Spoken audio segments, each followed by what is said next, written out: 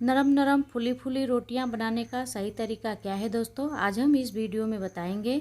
Video में अंत तक बने रहिए। अगर आप इस चैनल पर नए हैं तो चैनल को सब्सक्राइब करें और साथ ही साथ बेल आइकन भी ऑन कर दें। तो हमने यहाँ लिया है गेहूं का आटा, जो कि आटा घर का है, बाहर का नहीं है। हमने 500 ग्राम गेहूँ का आटा लिया है।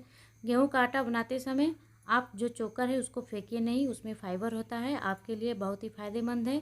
तो आटा गूँथने के लिए हमने लिया है गुनगुने पानी 1 गिलास। आप जब भी आटा गूँथें तो गुनगुने पानी में ही गूँथें, रोटियां एकदम नरम नरम फूली फूली रहती है। तो यहाँ पर हमने गुनगुना 1 गिलास गर्म पानी लिया, जिससे हमारी आटा अच्छे से गूँथ जाए।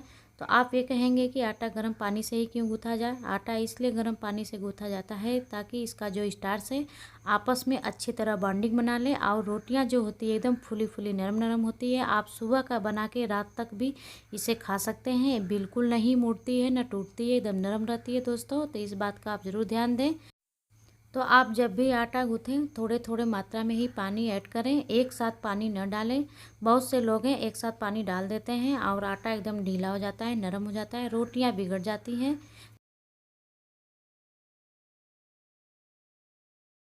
आटा भी गूँथना एक कला है दोस्तों। अगर आप आटा गूँथना सही तरीके से जान जाएंगे तो आप बहुत अच्छी तरह से रोटियां बनाने लगेंगे, एकदम फूली फूली नरम नरम। आप देख रहे हैं हमने आटे इस तरह से थोड़े थोड़े पानी से ऐड कर रहे हैं, और बिल्कुल बर्तन, जिस बर्तन में हम आटा गूँथ रहे हैं वो बर्तन एकदम साफ़ है, थोड़ा भी कहीं नहीं लगा है। आप पता भी नहीं चेक कर पाएंगे कि इसमें आटा गूँथा भी है कि नहीं। तो आप दोनों हाथों की सहायता से एकदम बल लगा के आटे को अच्छे तरह से गूँथें, और आपका जो पेट निकला हुआ है वो भी अंदर चला जाएगा। तो आप इसी तरह दोनों हाथों की सहायता से आटे को एकदम मेहनत से ही गूँथें, ताकि इसका जो स्टार्च है अच्छे से बॉन्डिंग बना ले और रोटियां आपकी एकदम नरम फूली फूली हो। तो आप देख रहे हैं किस तरह हम आटे को गूँथ रहे हैं। तो इसे हम थोड़े थोड़े करके पानी ऐड करके इसे हम गूँथेंगे दोनों हाथों की सहायता से।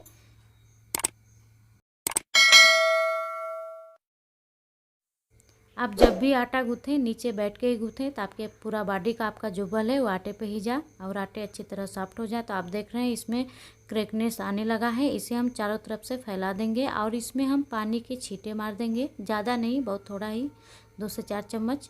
तो छींटे मार के इसे हम 5 मिनट के लिए ढक के रख देंगे, ताकि ये आपस में अच्छी तरह सेट हो जाए।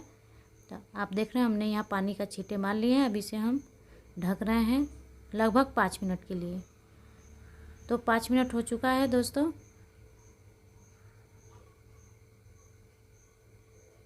5 मिनट हो चुका है। अब इसे हम अच्छी तरह सेट कर लेंगे, आपस में फिर से मसल लेंगे आटे को। अब ज़्यादा मेहनत नहीं लगेगा, एकदम आसानी से मसल जाएगा।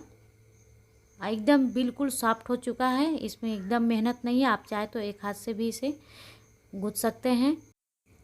तो यहाँ हमने आटे को अच्छी तरह गूँथ लिया है। अब इसे हम गोला बना के, इसका राउंड बना के अच्छी तरह डो बना लिए हैं। आप देख रहे हैं अब इसमें एकदम क्रैकनेस नहीं आया, एकदम सॉफ्ट आटा बन के रेडी हो चुका है। तो रोटी बनाने के लिए हमने यहाँ लिया है सूखा आटा, लगभग 1 कप। तो थोड़ा सूखा आटा हम यहाँ चकले पर लगाएंगे, ताकि रोटियाँ बनाते समय चिपके ना। आप देख रहे हैं हमने यहाँ छोटा से डो लिया है। आप चाहे तो बड़ा या छोटा बना सकते हैं अपने हिसाब से। तो हमने यहाँ छोटा लोया लिया है, इसको हम गोल करेंगे। फिर इसको हम राउंड से घुमा के चकले बनाएंगे, ताकि ये जो किनारे किनारे होते हैं ना मोटे पतले, वो ना हो। इसको हम बराबर से राउंड करके चकले बना लेंगे, इस तरह घुमा घुमा के। इस तरह बनाने से चारों ओर किनारे के एक साइज हो जाते हैं, न मोटे न पतले। रोटियां बहुत अच्छी गोली गोली बनती हैं और फूलती भी हैं।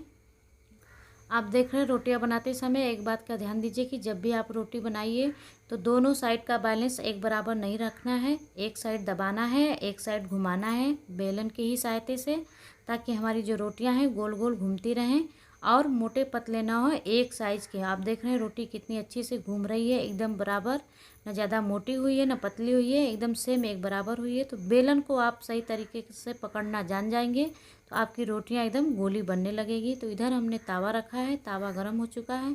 तो इस पर हम ऐड करेंगे रोटी, जो कि हमारी गोली रोटी एकदम सॉफ्ट बनी है। जब रोटी पलटती है दोस्तों तो ध्यान दीजिए कि अगर नीचे का हिस्सा हल्का पक जाने दीजिए, कच्चे पे ही न पलटिए। बहुत से लोग कच्चे पर पलट देते हैं, इसको किनारे किनारे से हम दबा देंगे अच्छी तरह, ताकि जो किनारे का कच्चापन है वो भी पक जाएगा। अगर आप दूसरी तरफ सेकना चाहे तो बीच बीच में उठा के इसे देख सकते हैं, नहीं तो ये जलने लगता है बहुत तेज़ी से। आप देख रहे हैं ऊपर से एकदम बुलबुले होने लगे हैं, इसका मतलब रोटी बन के रेडी हो चुका है सेकने के लायक। तो इसे हम उठा के अच्छे से यहाँ रखेंगे स्टैंड, उस पर हम रोटी को सेक लेंगे।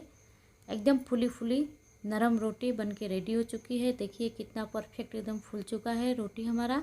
आप इस तरह ज़रूर ट्राई करिए। आप एक बार ट्राई करेंगे तो बार बार इसी तरह आटा गूँथना शुरू कर देंगे। गेस्ट आए या आपके घर खाने का कोई या ना हो, कोई भी इस रोटी को नरम खा सकता है।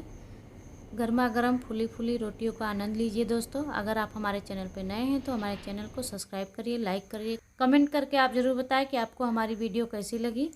तब तक के लिए दीजिए इजाज़त। नमस्कार।